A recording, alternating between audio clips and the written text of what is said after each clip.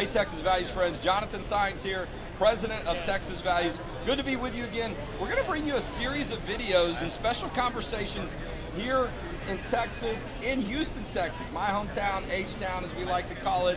We're here at the Republican Party of Texas Convention, and there's a lot of people here, a lot of important people here, okay? But there's some great friends here too, and one of them is our great friend, Pastor Rafael Cruz. We've done work together for many years. Many of you know him. He's the father of our state, our U.S. Senator in our state, Senator Ted Cruz, who's a great friend as well.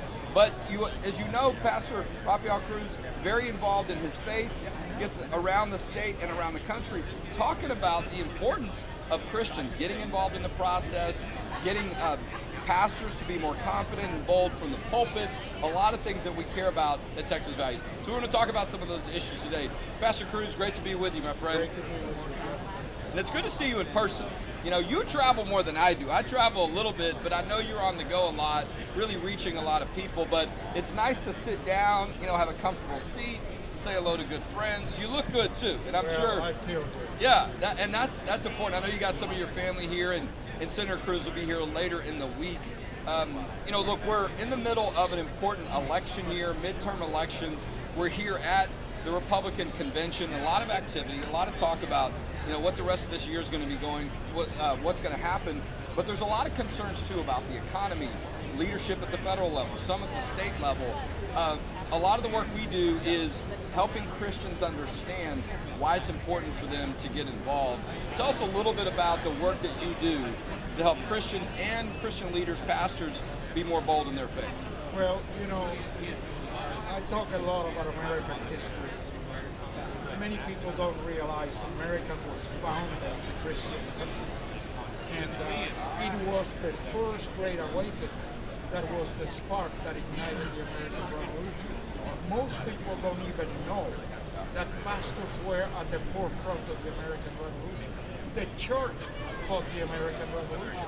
The very first battle for our independence, the Battle of Lexington, was fought right outside the church, the pastor of Pastor Jonas Clark, with the pastor and all the men of the congregation fighting for it. And what's happening is today, so many pastors are more concerned about being politically correct than about being biblically correct. And as a result, they are tickling men's and women's ears while the country is just being destroyed by all this secular humanism, this wokeism that is taking over America. No, look, and it's concerning too, because you've got, I think, people feeling like things are hitting them from all different angles, right? You know, for a while they couldn't even go to church. You had some government leaders that were closing the church. Now they've got this administration who's caused a lot of problems economically, whether it also relates to foreign affairs. You've got them doing things that could also restrict our Christian values or put us in a position where we're going to be attacked. You've got a football coach at the U.S. Supreme Court just fighting to put his knee down after the game, oftentimes to say, thank you, Lord, for keeping me safe. And I answer to you, trying to come up with great, almost a great leadership or a model for people to follow. We're still fighting to have freedom of prayer at the U.S. Supreme Court. Well, you've got to realize, Jonathan, I don't mince words. We have a Marxist regime in the White House. And Marxism, communism, necessitates to destroy the concept of God because government must become your God. And so that's why there is such an attack on Christianity, because our loyalty is to Jesus Christ. They want our loyalty to be to Almighty government. And of course, you see all their policies are trying to destroy the church. You saw them with COVID, trying to say, well, a massage parlor is a necessity. A marijuana shop is a necessity, but churches the not. Liquor store can stay open, but the church is closed. And thankfully here in Texas, we were able to pass not 1, 2, but 3 new state laws, including a constitutional amendment, to make it clear that churches can't be closed by the government, not just for COVID, but for any reason. Right. But part of that was because a lot of pastors said, enough, extraordinary testimony. We shouldn't have had to have a law like that. but we needed it. We got it done. It should never happen again, but it gave us an idea of, there's almost no limitation of what the government might do to restrict people's rights. I want to talk about an issue I know is important to you, and a lot of people are talking about as well in the current climate we're in and in the timing. Before the U.S. Supreme Court right now is a case called Dobbs v. Jackson. This is a case out of Mississippi that limits abortions after 15 weeks, but it also has been set up as a direct challenge to Roe versus Wade. All of us, many of us know Roe versus Wade is a Texas case. I know the life issue is very important to you. Some people see it as a political issue. It's a biblical issue. Talk to us about why this matters to you. It is not a political issue. As a matter of fact, Proverbs chapter 6 talks about 7 things that God hates. One of those is hands that shed innocent blood. What blood could be more innocent than that of an unborn baby? 62 million babies in America have been murdered by abortion. And there are those who say, well, we don't know where life begins. Well, Jeremiah chapter 1 verse 5 tells you, God says, before you were conceived in your mother's womb, God said, I knew you. That settles the issue of life. And you see those pro-abortionists talking about the right of a woman to choose. If 62 million babies have been aborted, approximately 31 of those were girls. Who gave those women a choice? So it is probably the thing that is the biggest sin of America is abortion. And look, here in Texas, 50,000 every year.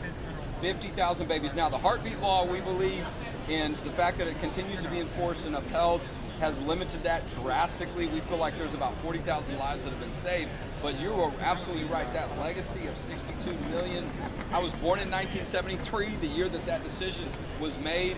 I think so many of us are looking forward to a day where Roe goes down, and we're going to know in 2 weeks. The Supreme Court's going to put out a decision. What can pastors be telling their congregations right now about the life issue as we expect a decision in maybe less than a week or two? Well, I think pastors need to realize that to whom much is given, much is required. And as shepherd, they have a responsibility to lead the sheep. Because otherwise, as Jesus said, the sheep are scattered, a sheep without a shepherd.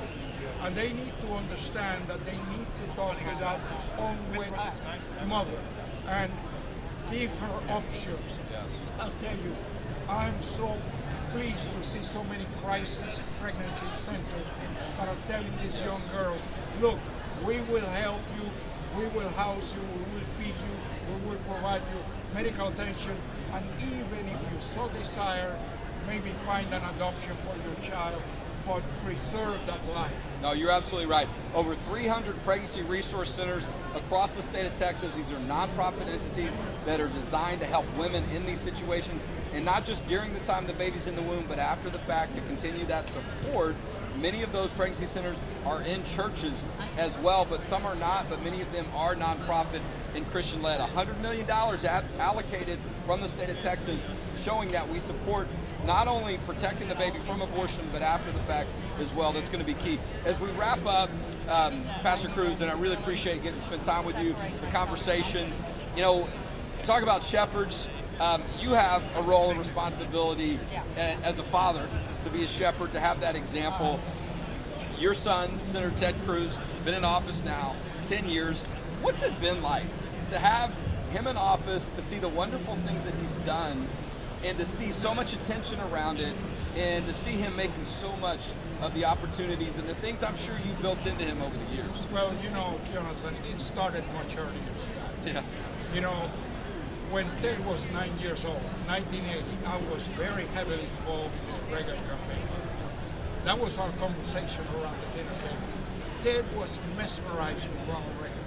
One of the first speeches that he memorized parts of was the Time for Choosing, 1976 speech of Reagan. And then he became involved with a group all through high school and was given speeches on free market economics and the Constitution throughout the state of Texas. We knew then that his life would be dedicated to public service. He is not in Washington as a job. He is there as a servant, and it is a call to him.